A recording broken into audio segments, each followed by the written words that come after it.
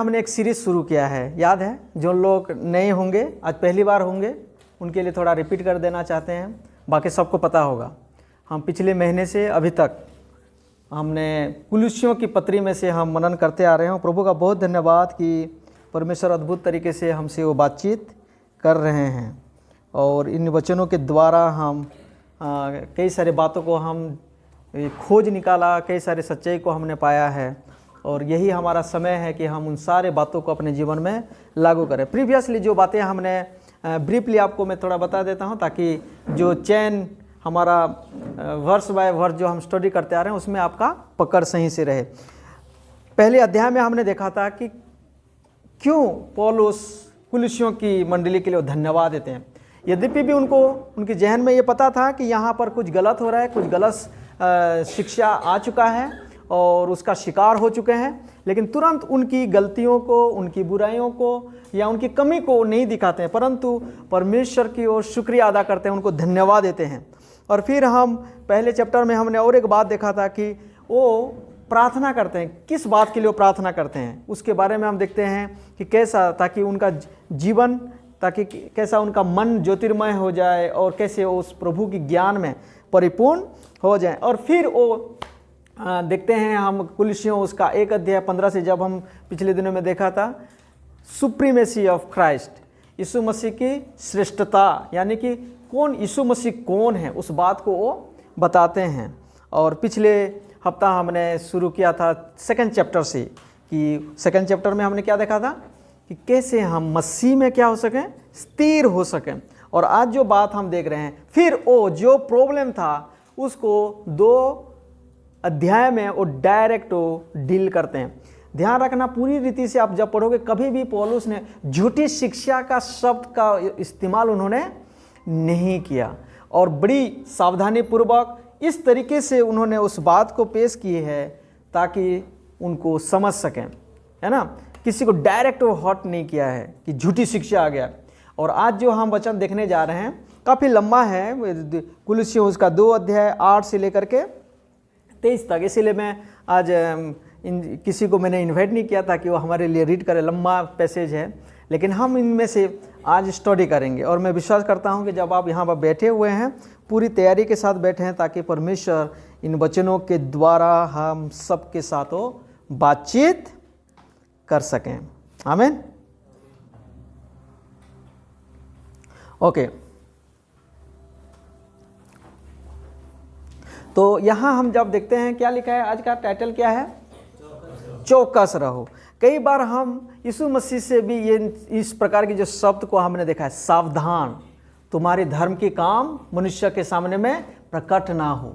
और उन्होंने बताया बी अलर्ट, चौकस रहो, है ना, चौकन्ना रहो, ताकि कोई अंत के दिन में तुम्हें भरमाने ना पाए। कई सारे ऐसे झूठी भविष्यद्वक्ता उठ खड़े होंगे और मेरे नाम से कईयों को जो विश्वास में पूर्ण है उनको भी वो क्या कर सकेंगे, भरमा देंगे। बार बार ये वार्निंग हम देखते आ रहे हैं, शुरू से लेकर के जहां भी परमेश्वर का सच्चाई का काम हुआ है, वहां शैतान भी अपना पैर पसारने का पूरा भरपूर कोशिश किया है। कई बार वो सफल हुआ है, कई बार वो निष्फल हुआ है। और वही सेम बात को पौलुस भी यहाँ पर बताते हैं। कई बार ना हम बड़ी बड़ी बातों के लिए हम बहुत चौकन्ना रहते हैं, कई सारे परिस्थिति के लिए हम चौकस रहते हैं, लेकिन शैतान जानता है कि किस बातों से किसको भरमा सके, किस बातों से वो किसको धोखा दे सके। और उनमें से जो धोखा देने वाली चीज़ें जिसमें वो फंसा सकता है मसीह लोगों को, वो है झूठी शिक्षा के माध्यम से। और आज कई सारी जगह में मैं जाता हूँ, प्रभु के वचन देता हूँ, लोगों को ट्रेनिंग देता हूँ, इक्विप करता हूँ ताकि वो प्रभु के सेवकाई में आगे बढ़ सकें। बहुत बहुत खतरनाक शिक्षा में लोग पड़े हुए हैं, सच्चाई उनको मालूम नहीं है। लेकिन हम फिर भी एक आयत आज पढ़ेंगे, वो है कुलुस्सियों 2 उसका 8 को। कोई एक जन हमारे लिए पढ़ पाएंगे एक आयत खड़े होकर के? Sister Pooja, can you read for us please? चौकस रहो कि कोई तुम्हें उस तत्व ज्ञान और व्यर्थ धोखे के द्वारा अपना अहेत ना बना ले, जो मनुष्य की परंपराओं और संसार की आदि शिक्षा के अनुसार तो है, पर विश्वास के अनुसार नहीं, क्योंकि उसमें ईश्वरत्व की सारी परिपूर्णता संदेह वास करती है। Okay, thank you so much. Okay, तो यहाँ हम पहली शब्द देखते हैं ना, चौकस रहो। अंग्रेजी में हम देखते हैं बी अलर्ट, है ना, बी वॉचफुल, है ना, बी गार्डेड और बी केयरफुल। इन प्रकार की जो बाइबल, अंग्रेजी बाइबल में इस प्रकार के शब्दों का इस्तेमाल किया गया है। और उसमें हम जब देखते हैं हिंदी में क्या होगा, एक चेतावनी पौलुस देते हैं। बहुत अच्छी बात है कि आपने यीशु मसीह को अपना प्रभु और उद्धारकर्ता के रूप में ग्रहण कर लिया है। पिछली बार मैंने बताया था कि इसी में क्या रहो, स्थिर रहो। और पौलुस यद्यपि भी उन कुलिसियों की मंडली में से कईयों को उन्होंने आमने सामने कभी नहीं देखा, फिर भी उनके लिए वो धन्यवाद देते हैं, फिर भी उनके लिए प्रार्थना करते हैं, फिर भी उनके लिए वो मेहनत करते हैं, फिर भी उनके लिए वो बहुत ज़्यादा कंसर्न है। और यहाँ हम देखते हैं कि वो पत्री में उनको लिखते हैं कि एक चेतावनी का एक पत्री है, जो अभी हम पढ़ते जाएंगे। कुलिसियों 2:8 से लेकर के जब हम 23 के बीच में देखते हैं, वो पूरी चेतावनी वाली बातें हैं, वो झूठी शिक्षा वाली बातें हैं, किस प्रकार का वो शिकार हो चुके थे, कैसे वो चक्रव्यूह में फंस चुके थे। और उस बात को लेकर के वो बोलते हैं कि चौकस रहो, चौकन्ना रहो, है ना। और क्या रहना है, प्रभु में पहरा देना है, सावधान रहना है। इस प्रकार की शब्दों का उन्होंने इस्तेमाल किया है। और इन चीज़ों को सिर्फ एक आत्मिक व्यक्ति ही समझ सकता है।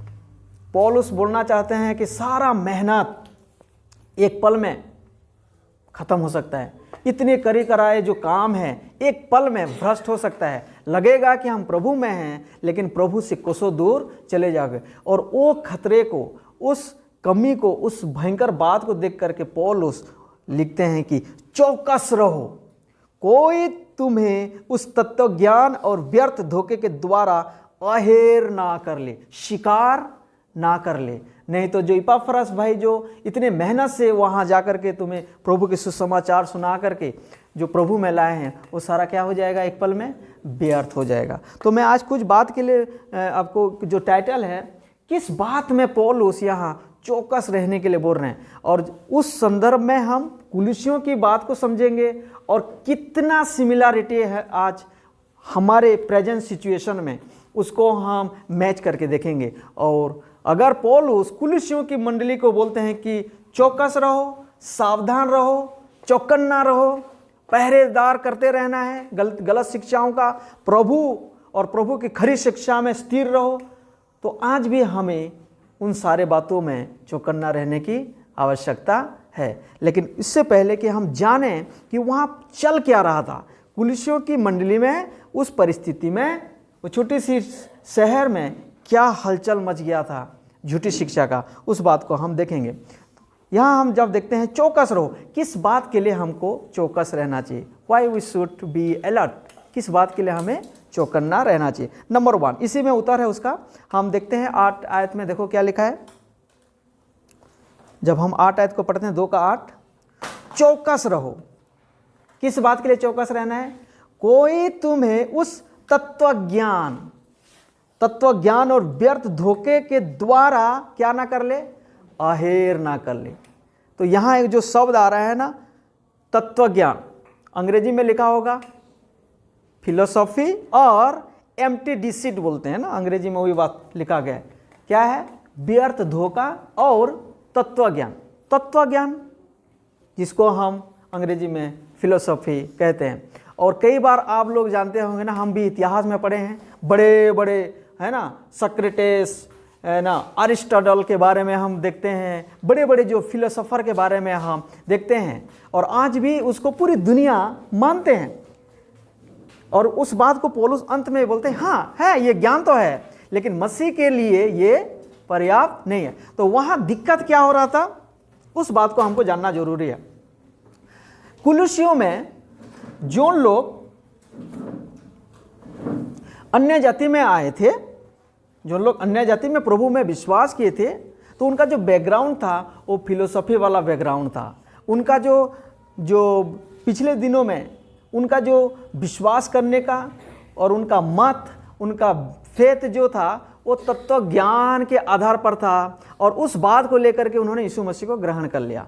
अब यीशु मसीह को ग्रहण करने के बाद अन्य विश्वासियों को वो असर डालने लगे थे और बोलने लगे थे कि यीशु मसीह पर उद्धार पाने के लिए सिर्फ यीशु मसीह पर विश्वास करना काफ़ी नहीं है, हमें और भी चीज़ों को पालन करने की ज़रूरत है। पहला। दूसरा हम देखते हैं जो लोग यहूदी लोग यीशु मसीह को ग्रहण कर लिए थे प्रभु और उद्धारकर्ता के रूप में, उन लोग क्या बोलना चाहते थे? हाँ, हमें उस परंपरा को भी ध्यान देना पड़ेगा, स्वर्गदूतों को भी पूजा करना पड़ेगा, त्योहारों को भी मानना पड़ेगा, कई सारे ऐसे जो कल्चर है, जो ट्रेडिशन है, उसको भी हम कायम रखना चाहिए ताकि हमें संपूर्ण रूप से उद्धार और छुटकारा मिल सके। और फंस गए उसमें विश्वासी लोग कि इधर जाएं या उधर जाएं, और सच और पूरी तरीके से वो एक कॉम्प्लिकेशन मूड में आ चुके थे। और उस बात को ध्यान देते हुए पौलुस जब इपाफ्रास से सुने उन सारे खबर को कि क्या चल रहा है हमारे मंडली में, और प्लीज़ आप थोड़ा मदद करें, उत्साहित करें कि मैं इनको आपके वचन में से, आपके लेटर में से, आपकी पत्री में से मैं उनको समझा सकूं। और पौलुस लिखते समय वो बोलते हैं, सबसे पहला क्या बोलते हैं? चौकस रहो। किस बात के लिए? कोई तुम्हें तत्व ज्ञान और व्यर्थ धोखे के द्वारा अहेर ना कर ले। तो किस बात के लिए चौकस होना चाहिए? नंबर 1, अंग्रेजी में फिलोसफी एंड एम्प्टी डिसीट में हम नहीं पढ़ना चाहिए। तो वहाँ दिया प्रॉब्लम क्या था? जब अब इतिहास में जब हम देखते हैं जो बेबीलोनियन जो किंगडम है, बबुल, अंग्रेजी हिंदी में बबुल है ना, और हम देखते हैं पर्शियन के बारे में या ग्रीक कल्चर के बारे में हम जब देखते हैं, उनके पास 4 तत्व था जो विश्वास करने का आधार था। सबसे पहला था क्या? धरती ना, अर्थ। धरती को, हवा को, आग को और पानी को, इन लोग क्या करते थे? विश्वास करते थे। कौन कौन सा 4 बातें, 4 तत्व? धरती को, आग को और पानी को और हवा को। और उन लोग कुछ चीज़ को वर्शिप करते थे, खास करके सूरज को, चांद को और कई सारे प्लैनेट जो ग्रह है उसको, और कई सारे तारे को। उन लोग, वो बात हम देखेंगे पीछे में, वो पौलुस उसको मेंशन करते हैं। ध्यान रखना, अगर आप बाइबल में देखेंगे मिस्र में, इनमें से कई सारे नेचर को यहोवा परमेश्वर ने अटैक किए थे 10 महामारी में। पानी उनमें से है, अंधकार हो गया था, वातावरण पूरा बदबूदार हो गया था। हवा को भी उन्होंने, जो मेंढक थे ना, फ्रॉग जो खत्म हो गए, कितना बू निकला हुआ था ना वहाँ पर, उनकी एटमॉस्फेयर पर, पानी पर, सूरज बिल्कुल रोशनी नहीं दिया था, अंधकार हो गया था। ये सारे नेचर को जो बाबिलोनियन, जो इजिप्शियन, जो ग्रीक, जो पर्शियन लोग जो उनको पूजा करते थे, आराधना करते थे, परमेश्वर ने उनको क्या किया था? घात किया था। और उनके द्वारा उन्होंने बताया था कि मैं यहोवा परमेश्वर हूँ और मेरे अलावा और कोई नहीं है। और सेम कल्चर, सेम प्रथा अभी तक चलते आ रहा है। और उसका शिकार अभी नई विश्वास में जो आए हैं उन लोग सामना कर रहे हैं। इसीलिए पौलुस क्या बोलते हैं कि कोई तुम्हें व्यर्थ धोखे, है ना, कोई तुम्हें तत्व ज्ञान और व्यर्थ धोखे के द्वारा क्या ना कर ले? अहेर ना कर ले। 2:16 को थोड़ा पढ़ें, क्या लिखा है देखो 2:16 में। इसीलिए खाने पीने या पर्व या नए चांद या सबके विषय में तुम्हारा कोई फैसला ना करे। यहाँ पर भी वो सारे बातें हम उसको स्टडी करते जाएंगे। और 20 को भी पढ़ें, ताकि इसको एक बार पढ़ेंगे तो हमारे मन में वो बातें आएगा कि हो क्या रहा था वहाँ पर। 20 को भी पढ़ें। जबकि तुम मसीह के साथ संसार की आदि शिक्षा की ओर से मर गए हो, तो फिर उनके समान जो संसार में जीवन बिताते हैं, मनुष्य की आज्ञाओं और शिक्षा अनुसार और ऐसी विधियों के वश में क्यों रहते हो कि यह न छूना, उसे न चखना और उसे हाथ न लगाना। तो यहाँ एक शब्द आप बार बार देख सकते हो, है ना, ये था तत्व ज्ञान के बारे में कि किस प्रकार से, जैसे मैंने अभी एक्सप्लेन किया, यहाँ पर उन लोग उन बातों में धोखे में आ गए थे, उनको पता नहीं चल रहा था कि हो क्या रहा है। लेकिन पौल उस बात को क्लियर करते हैं। 9 में क्या बोलते हैं देखो, क्योंकि उसमें, किसमें? यीशु मसीह में ईश्वरत्व की सारी परिपूर्णता सदैव वास करती है। हमें उस तत्व ज्ञान को फिर से एक बार मसीही विश्वास में शामिल करने की ज़रूरत नहीं है। आज जब हम आज प्रेजेंट सिचुएशन में देखते हैं, जो 4 बात जो मैंने तत्व बताया, जो 4 एलिमेंट्स के बारे में बताया, जो फिजिकल एलिमेंट्स है, क्या क्या था वो 4? हवा, पानी, आग और पृथ्वी। आज हम आसपास में देख सकते हैं, आज भी लोग इन चीज़ों में फंसे हुए हैं और उन्हें यीशु मसीह जो उद्धार करते हैं और प्रभु हैं सख्त ज़रूरत है। दूसरी चीज़ हम देखते हैं, तो ये था पहला चीज़ कि किस बात के लिए पौलुस उनको वार्निंग देते हैं, सचेत करते हैं। सबसे पहला हमने देखा फिलोसफी एंड एम्प्टी डिसीज, जिसको बोलते हैं हिंदी में है वो है तत्व ज्ञान और व्यर्थ धोखे के द्वारा। दूसरा हम देखते हैं क्या है इसमें 8 का सेकंड पार्ट में देखते हैं, जो मनुष्य के परंपराई मत ह्यूमन ट्रेडिशन। तो यहाँ दूसरी प्रकार का एक झूठी शिक्षा वहाँ फैला हुआ था। क्या था? जो तत्वज्ञान की बात बताया, जो व्यर्थ धोखा जो था वो ग्रीक फिलोसोफर के ओर से था। जो अन्य जाति से जो लोग आए थे उस मुद्दा को उन लोग उठा रहे थे। लेकिन जो लोग यहूदी लोग जो यीशु मसीह को ग्रहण किए थे, उन लोग क्या बोल रहे थे? परंपरा को भी वो ध्यान दे रहे थे। और पौलुस से दोनों को भी वो क्या करते हैं? खंडन करते हैं। सेकंड चीज क्या देखते हैं हम? किस चीज के लिए वो वार्निंग देते हैं?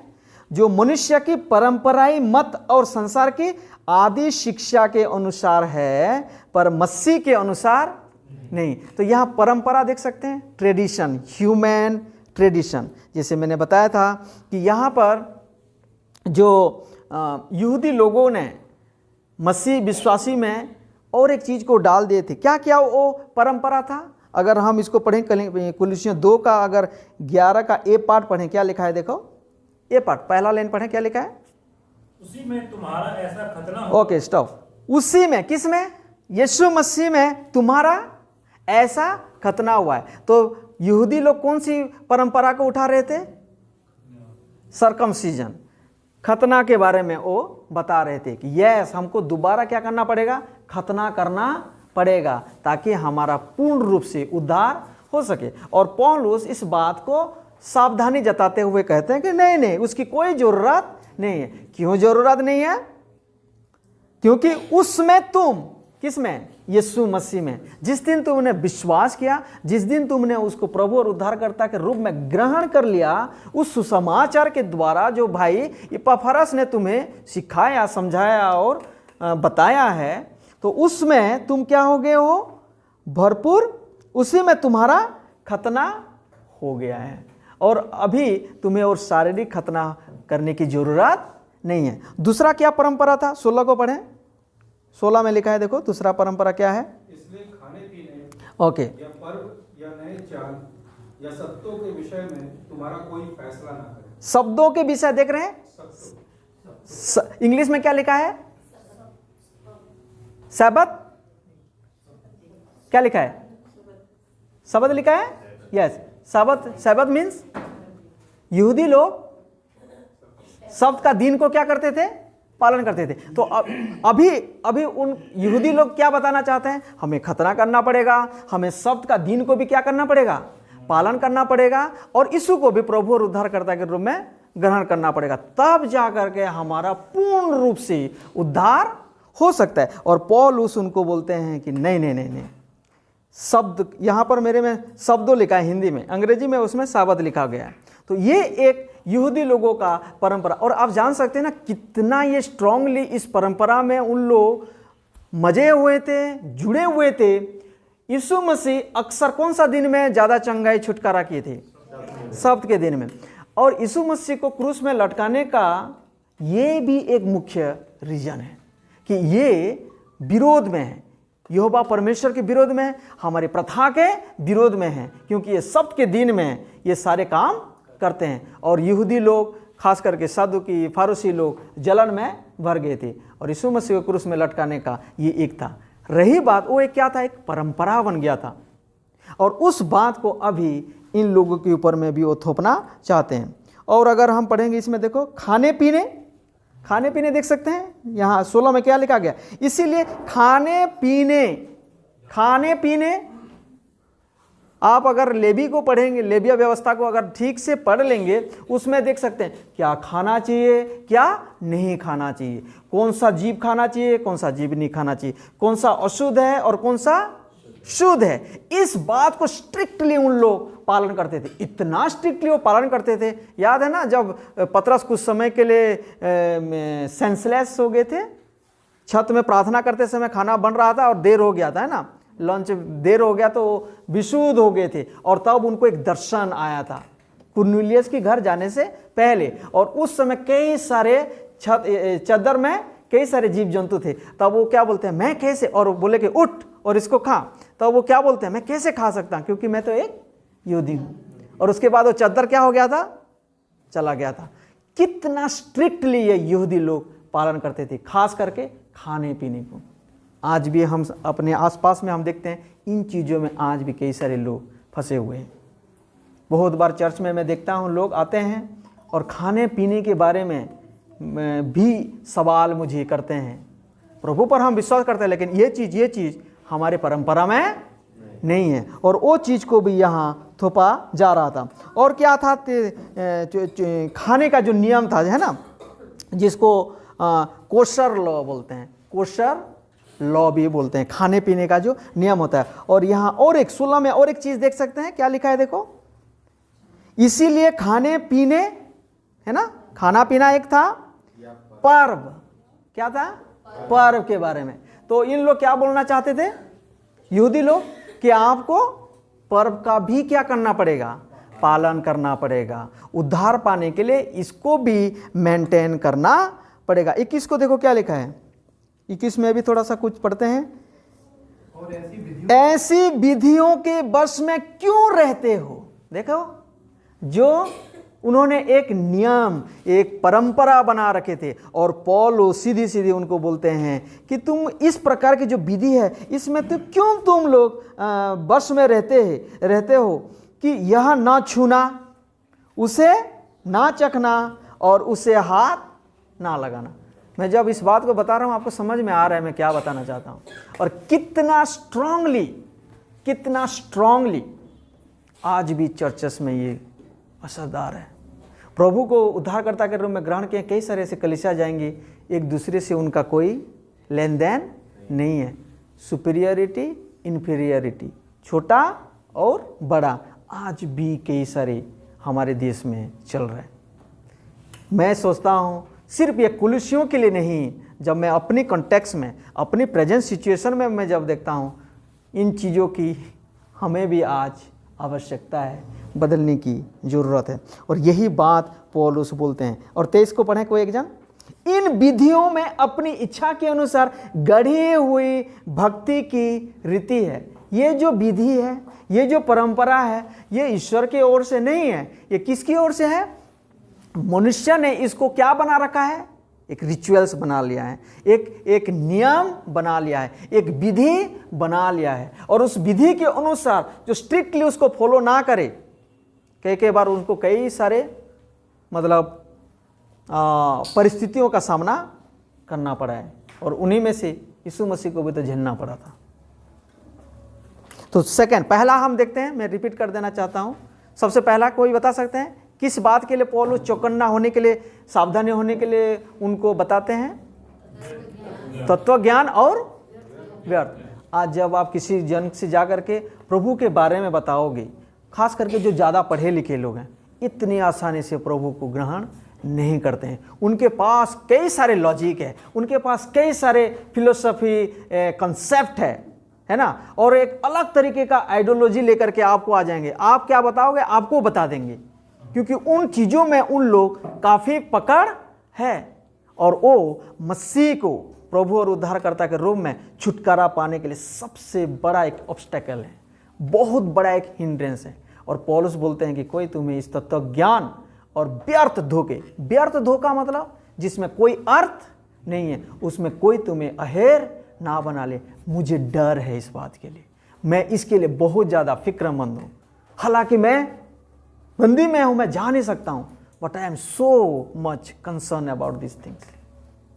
और दूसरा वो बोलते हैं कि तुम्हें कोई भी ह्यूमन ट्रेडिशन जो है मनुष्य की बनाई हुई जो परंपरा है उसमें कोई तुमको फंसा ना ले। दूसरा था, है ना। तीसरा हम देखते हैं इसी 8 में वापस आ जाएं, 2 का 8 को आ जाएं। क्या लिखा है देखो 2 का 8 में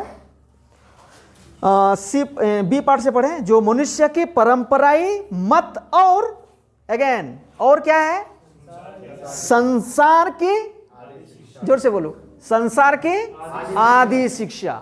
ये ग्रीक लोग जो यूनानी अन्य जाति के जो लोग थे, उन लोग कौन सा चीज को पकड़ रखे थे, कौन सा चीज को पकड़ रखे थे, संसार की आदि शिक्षा। अंग्रेजी में क्या लिखा है, कैन समवन रीड फॉर अस। अंग्रेजी में उस शब्द को पढ़ें, क्या लिखा है। दूसरा वर्जन में कोई है किसी के पास कुछ, sorry, rudiments of the word. जो संसार की आदि मतलब जानते हो ना, शुरुआत की। मैं आपको सच बता रहा हूं कि लगभग 10th स्टैंडर्ड तक यीशु मसीह पर मेरा बिल्कुल भी विश्वास नहीं था, क्योंकि स्कूल में मैंने कुछ बात ऐसा पढ़ लिया था। चार्ल्स डार्विन के बारे में पढ़े होंगे आपने, जिसको हम जानते हैं डार्विनिज्म बोलते हैं ना। डार्विनिज्म के बारे में हम पढ़े हैं। उनका क्या कंसेप्ट था, इवोल्यूशन क्या था उनका। पहले इंसान बंदर था और उसके बाद पूछ करता गया और आखिरी में क्या बन गया। कितनी बड़ी धोखा है, कितनी बड़ी सच्चाई से हम अछूत रह गए थे। 10वीं कक्षा तक मेरे दिमाग में यही सोचता, कोई ईश्वर ने किसी मनुष्य को अपने स्वरूप में, अपनी समानता में नहीं बनाया, बल्कि हम सब तो किस में आए हैं, बंदर से आए हैं। तब तक जब तक एक पास्टर ने मुझे नहीं समझाया, मुझे बोले बेटा आज भी बंदर है ना, मैंने बोला हाँ आज भी बंदर है, तो क्यों इंसान नहीं हो रहे। और वो मुझे टक किया और फिर मैंने फोकस किया। आप समझ सकते हो, जो हम लोग जो नए लोग हैं, जो बच्चे जो होते हैं, एक कॉन्सेप्ट अगर उनके दिमाग में बिल्कुल वो कोरा कागज होता है, एक लकीर अगर आपने डाल दिया ना, मानो वो हमेशा हमेशा के लिए उनके दिमाग में रह जाता है। सिर्फ पवित्र आत्मा और परमेश्वर ही उस गलत शिक्षा से उसको छुड़ा सकता है। इसीलिए this is very very important हमारी कलीसिया में, कि ताकि हम सच्ची वचन, खरी शिक्षा को, वचन आधारित वचन को हम सीखें। नहीं तो एक बार गलत चीज अगर आ गया तो उनमें सही चीज डालने में बहुत बहुत मेहनत करना पड़ेगा, और मनुष्य के सामर्थ्य से नहीं हो सकता है। जैसे मैंने अभी अपना एग्जाम्पल बताया, कई समय तक मैंने यही सोचता रहा कि मनुष्य बंदर से आया हुआ है। और जो यूनानी लोग जो धरती की जो शुरुआत के बारे में उनका एक क्या विचार था कि ऐसा एक समय आया जहां पर पानी, हवा और धूल, ये तीनों इतना जबरदस्त उसमें साइक्लोन टाइप का हुआ और एक अंडे का रूप ले लिया। और उस अंडे का रूप जो लिया, उसमें से एक ईश्वर उत्पन्न हुआ जिसको हम धरती के रूप दे सकते हैं। और उसमें से उसका और एक दोस्त या भाई या बहन, पता नहीं, मुझे नहीं पता, और एक उत्पन्न हुआ जो कौन है, आकाश। यहां पर वो आदि शिक्षा कि धरती पूरा खिलाफ में है, पूरी वचन के खिलाफ में। इसीलिए पौलुस बोलते हैं ये सब कुछ तो है, लेकिन वो मसीह के अनुसार नहीं है। सुनने में बहुत अच्छा लगता है, ये मिथोलॉजी है, सुनने में आपको अद्भुत लगेगा, अट्रैक्शन इसमें है, पावर है आपका पूरा खींच लेने का, अहेर कर लेने का, मोह लेने का। इसमें कुछ ऐसी बातें हैं, कुछ लॉजिक भी है जो वो आपके सामने में पेश कर सकते हैं। लेकिन पौलुस क्या बोलना चाहते हैं, ये सब आदि शिक्षा के अनुसार है, पर मसीह के अनुसार नहीं है। जब हम मसीह के अनुसार देखते हैं तो आदि में परमेश्वर ने आकाश और पृथ्वी की सृष्टि की। मनुष्य को कैसे बनाया, बंदर से नहीं, परंतु उन्होंने मिट्टी लेकर के अपने ही स्वरूप में, अपने ही समानता में उन्होंने बनाया। कितना कंट्राडिक्शन है ये, कितने एक दूसरे से जुदा है। इसीलिए पौलुस वार्निंग देते हुए बोलते हैं सावधान रहो। और आपको याद होगा पिछले बार मैंने बताया था कि अगर हम कोई पहला चैप्टर में आ जाएं, वापस आ जाओ, 1:15 को मैं पढ़ देना चाहता हूं। देखो क्या लिखा है। इसी बात को देख करके उन्होंने जो वहाँ पर जो आदि शिक्षा की बात बता रहे थे, धरती कैसा शुरू हुआ था उसके बारे में, तत्व ज्ञान के बारे में, पानी, हवा, आग और धरती के बारे में वहाँ पेशकश किया जा रहा था, उनको भी शामिल कर दिए रहे थे। और पौलुस यहाँ सीधी सीधी क्या बताना चाहते हैं, कुलुस्सियों 1:15-16 में पढ़ना चाहता हूँ। वह तो अदृश्य परमेश्वर का प्रतिरूप है और सारी सृष्टि में पहलौठा। उन लोग क्या सृष्टि को सोच रहे थे? अब पौलुस यहां लिखते हैं ना, यीशु मसीह अदृश्य परमेश्वर का प्रतिरूप और सारी सृष्टि में पहलौठा है। और 16 में क्या लिखा गया? क्योंकि उसी में, किसमें? यीशु मसीह में सारी वस्तुओं की सृष्टि हुई। तत्व ज्ञान अभी बताया था ना मैंने, तत्व ज्ञान क्या क्या? आग, पानी, पृथ्वी और हवा। इन सारे तत्व ज्ञान क्या है? यहां पर सारी वस्तुओं में, वस्तुओं की सृष्टि हुई किसमें? यीशु मसीह में। क्या क्या है वो? स्वर्ग की हो अथवा पृथ्वी की, देखी या अनदेखी, क्या सिंहासन, क्या प्रभुताएं, क्या प्रधानताएं, क्या अधिकार, सारी वस्तुएं उसी के द्वारा और उसी के लिए सृजी गई है। और वही सब वस्तुओं में क्या है? प्रथम। और सब वस्तुएं उसी में क्या होता है? स्थिर होता है। अभी और कोई जगह वो तत्व ज्ञान का और वो आदि शिक्षा का यहाँ कोई जगह है ही नहीं। सब कुछ किस में है? यीशु मसीह में। तो पहला तत्व ज्ञान देखते हैं, और दूसरा हम देखते हैं मनुष्य की परंपरा जो ह्यूमन ट्रेडिशन है, और तीसरा हम देखते हैं संसार की आदि शिक्षा। कई सारे लोगों के पास, कई सारे जो विश्वास में हैं, आस्था रखते हैं, उनके पास जाकर के बातचीत करोगे, उन सब के पास एक एक आदि शिक्षा है, उनका अपना एक डॉक्ट्रिन है, उनका अपना एक शिक्षा है, और इतनी गहराई से उसमें पकड़ है। बहुत मुश्किल होता है जब आप उनसे बातचीत करेंगे, जब तक परमेश्वर काम ना करें, जब तक पवित्र आत्मा उनके जीवन को ना बदलें। मनुष्य, आप और मैं अपने ज्ञान और बुद्धि से किसी को प्रभु के पास नहीं ला सकते हैं। चौथी बात जो हम देख सकते हैं वो है कुलुस्सियों 2:18। देखो क्या लिखा है। ए पार्ट अगर हम पढ़ेंगे, बी पार्ट देखो क्या लिखा है।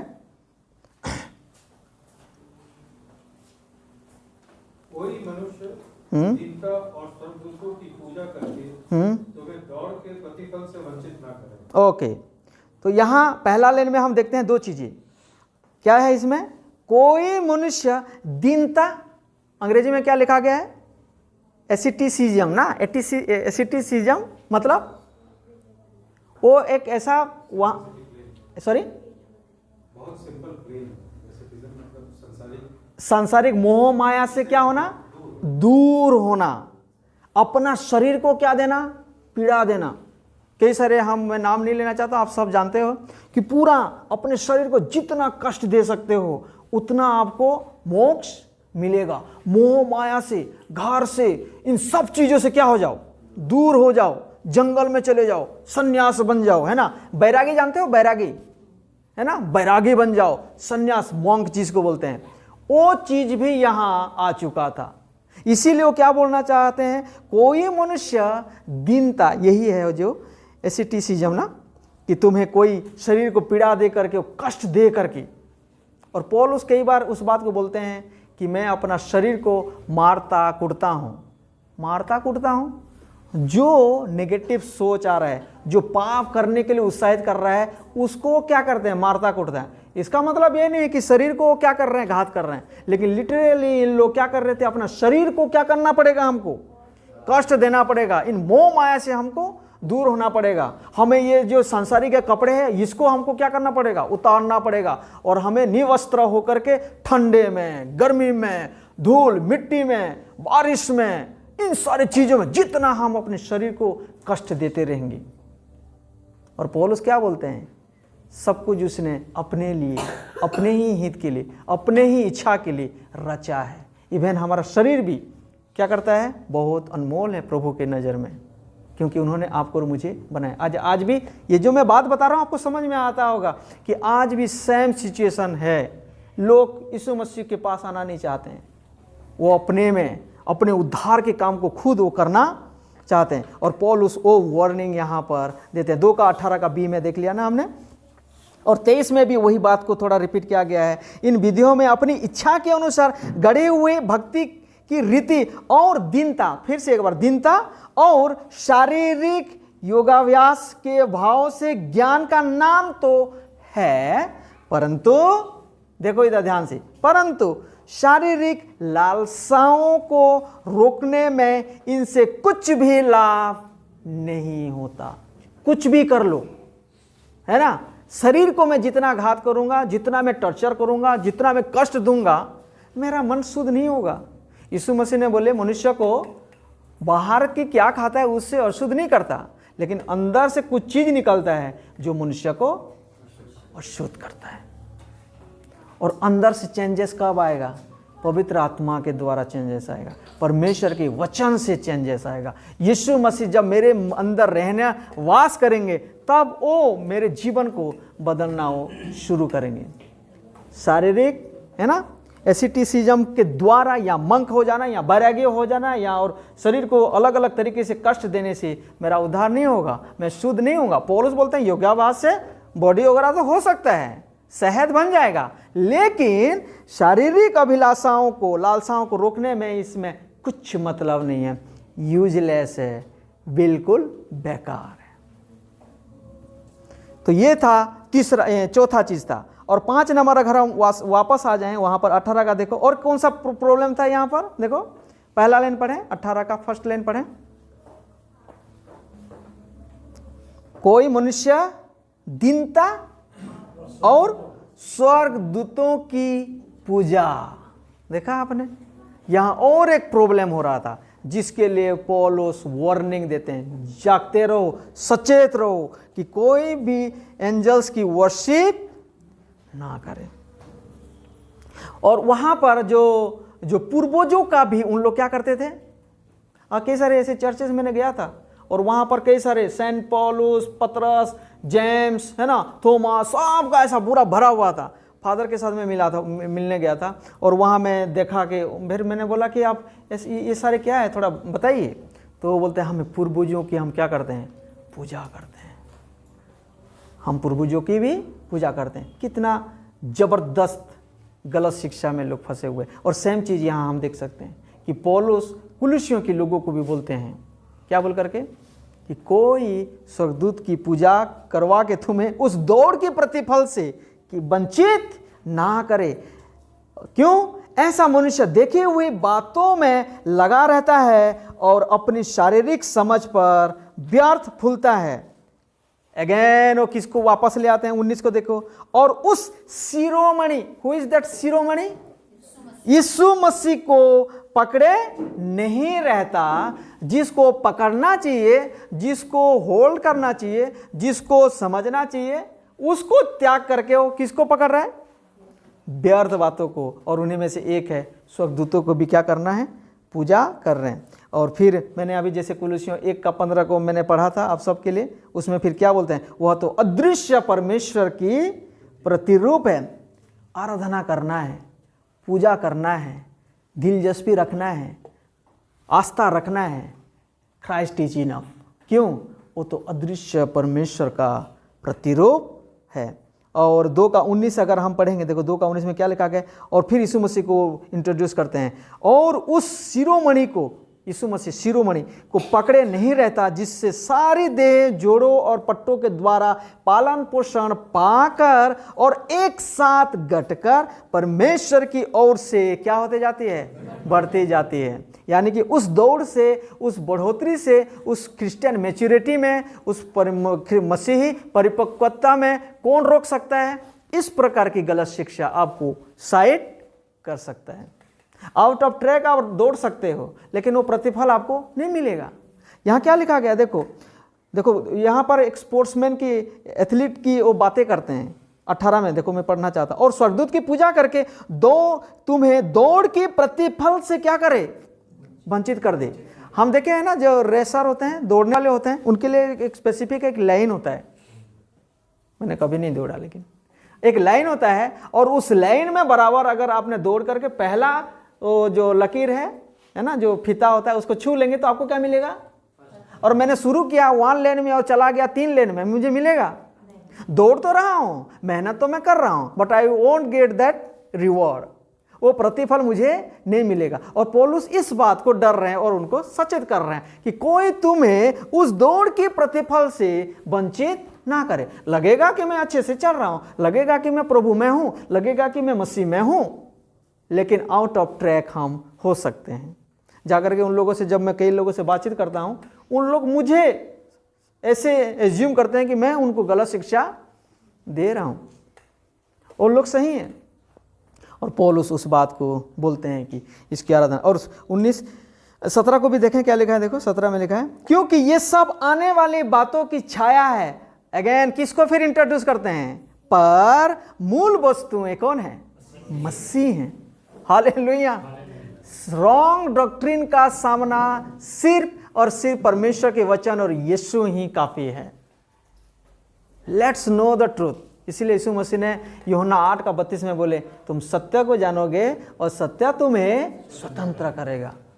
अगर मैं जब तक सच्चाई को नहीं जानूंगा, यीशु मसीह को नहीं जानूंगा, वचन को नहीं जानूंगा, शिक्षा को नहीं जानूंगा, मसीह की शिक्षा को मैं नहीं जानूंगा, मैं भ्रमित होता चला जाऊंगा और मुझे ऐसा लगेगा। लेकिन जब मैं अंत में आऊंगा तो फिर प्रभु बोलेंगे, sorry I don't know you. तो कितनी गड़बड़ हो जाएगा पूरा जीवन। इसीलिए पौलुस चौकन्ना रहने के लिए यहाँ पर उनको उत्साहित करते हैं।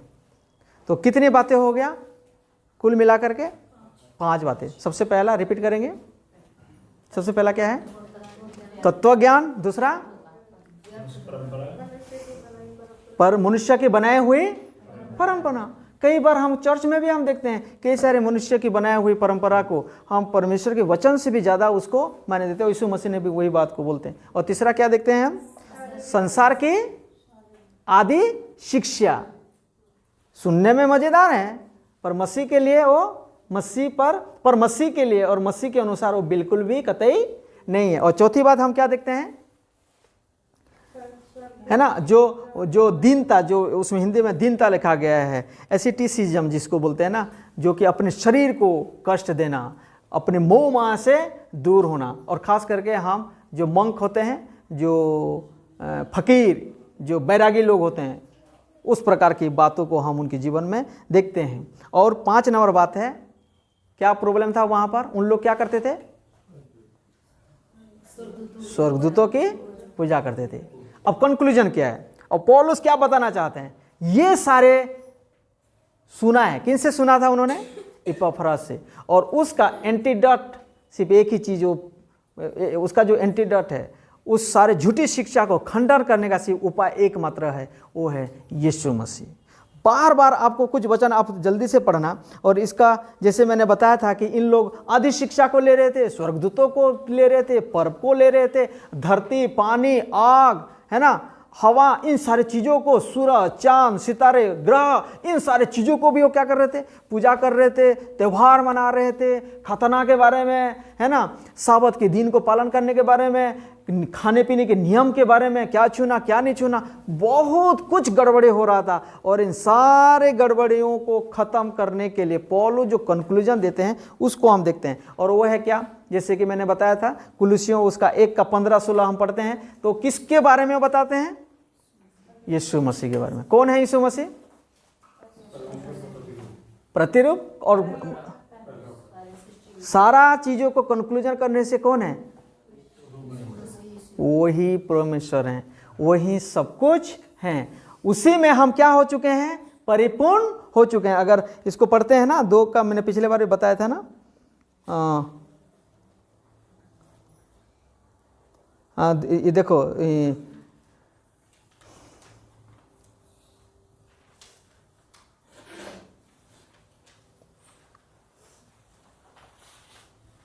छः में, 2:6 में, सो जैसे तुमने मसीह यीशु को प्रभु करके ग्रहण कर लिया है, वैसे ही उसी में क्या करते रहो, चलते रहो। और ये जो तत्व ज्ञान, ये जो आदि शिक्षा में भ्रमित हो रहो, उसका इलाज क्या है, देखो 3 में, 2:3 में, जिसमें बुद्धि और ज्ञान से सारे भंडार छिपे हुए हैं। कौन है वो, यीशु मसीह। मुझे और एक्स्ट्रा नॉलेज की जरूरत नहीं है। और फिर उसके बाद फिर हम आज का 9 में देखो, अभी क्योंकि उसमें यीशु मसीह में ईश्वरत्व की सारी परिपूर्णता सदैव वास करते हैं, यानी कि साक्षात परमेश्वर हैं वो, उन्हीं में परमेश्वर वास करते हैं, उनको भाता है, उनको प्रसन्न लगता है, इसके अलावा और कुछ भी नहीं है। तो इसका एंटीडोट हम देखते हैं क्विकली। हम अगर देखेंगे 2:9 पढ़ें, क्या देखो, क्या किसको प्रायोरिटी दे रहे हैं 2:9 में, सारी परिपूर्णता सदैव वास करती। तो किसको हाईलाइट कर रहे हैं, यीशु मसीह को। यहाँ गलत डॉक्ट्रिन है, पौलुस कुछ नहीं कर पा रहे हैं, लेकिन वो बोल रहे हैं यीशु मसीह को वो हाईलाइट कर रहे हैं, यीशु मसीह को एक्सल्ट कर रहे हैं, वो इतना बढ़ा रहे हैं। मुझे एक बात मैं अक्सर लोगों को बताता हूँ, हम जा कर के किसी के विश्वास या किसी के बारे में जाके कुछ बोलने की ज़रूरत नहीं है। यीशु मसीह के बारे में बताएं वो कितना महान है। लेट्स एक्सल्ट क्राइस्ट, कि जो उनका विचार है, सोच है, वो अपने आप क्या हो जाता है, यीशु मसीह के सामने में छोटा हो जाता है। हमें उनको छोटा करने की ज़रूरत नहीं है, एक ही काम करने की ज़रूरत है, यीशु को क्या करना है, उठाना है। अपने जीवन के द्वारा, अपने शिक्षा के द्वारा, अपने विश्वास के द्वारा, अपने चरित्र और व्यवहार के द्वारा हम यीशु मसीह को बड़ा करें। इसलिए तो यीशु मसीह ने कहा, जब तुम्हारे भले काम को देखेंगे तब वो जानेंगे कि तुम मेरे शिष्य हो और परमेश्वर की महिमा होगी। तो इस पौलुस यहाँ पर मसीह को हाईलाइट करते हैं, झूठी शिक्षा का खंडन करते हुए। ओके, 10 को देखो, 10 में क्या लिखा है, और तुम उसी में भरपूर हो। किस में, और एक्स्ट्रा नॉलेज की जरूरत नहीं है, एक्स्ट्रा फेस्टिवल को पालन करने की जरूरत नहीं है, परंपरा को जोड़ने की जरूरत नहीं है। यीशु मसीह जो कंप्लीट है उसी में तुम क्या हो चुके हो, भरपूर हो गए हो। और वो है कौन, जो सारी प्रधानता और अधिकार का शिरोमणि। Who is that, Christ. Christ is the शिरोमणि है। अब देखो कैसा इंट्रोड्यूस करते हैं पौलुस। 11 को पढ़ें, देखो हर बार आप देखते रहेंगे, एंटीडोट मिलता रहेगा। उसी में तुम्हारा, किस में, यीशु मसीह में। देखो 9 में भी देखा, 11 में भी देखा, उसी में तुम्हारा ऐसा खतना हुआ। और आगे को खतना करने की, शारीरिक खतना करने की जरूरत नहीं है। 12 को देखें क्या लिखा है, और उसी के साथ, किसके साथ, यीशु मसीह के साथ। देखो फिर से एक बार यीशु मसीह को इंट्रोड्यूस करते हैं। फिर हम देखते हैं 13 में क्या लिखा है, देखो, और उसने तुम्हें भी, किसने, यीशु मसीह। अगेन ही हाइलाइट्स, है ना, उसने तुम्हें भी, जो अपने अपराधों और अपने शरीर की खतना रहित दशा में मुर्दा थे, उसके साथ जिलाया और हमारे सब अपराधों को क्या किया है, क्षमा किया है। और फिर अगर 14 पढ़ेंगे क्या लिखा गया, और विधियों का वह लेख जो हमारे नाम पर और हमारे विरोध में था, किसने मिटा डाला, कैसे, कैसे, क्रूस के मृत्यु के द्वारा। किसको हाईलाइट कर रहे हैं, पौलुस अपने आप को नहीं हाईलाइट कर रहे हैं, यहाँ ये इपाफ्रास को नहीं बता रहे हैं, जीसस क्राइस्ट को हाईलाइट कर रहे हैं। 15 को देखो क्या लिखा है, और उसने प्रधानताओं और अधिकारों, किसने, यीशु मसीह ने प्रधानताओं और अधिकारों को अपने ऊपर से उतार कर उनका खुल्लम खुला क्या क्या है, तमाशा बनाया, और क्रूस के कारण उन पर जय जयकार की ध्वनि सुनाई, है ना। 7 सेइंग ऑन द क्रॉस सुने, it is finish, it is finish. किसने कहा था, यीशु मसीह। वो दुख की बात नहीं था, वो ये था, पौलुस बोलना चाहते जय जयकार की ध्वनि सुनाया, जीता उस पर, उन सारे प्रधानता और सारे अधिकार जो आज भी काम करते हैं, उन सब को उन्होंने क्या किया, खुल्लम खुला उनका तमाशा बनाया। अगेन ही हाइलाइट्स जीसस क्राइस्ट। 17 को पढ़ें क्या लिखा है, क्योंकि ये सब बातें आने वाली बातों की छाया है, पर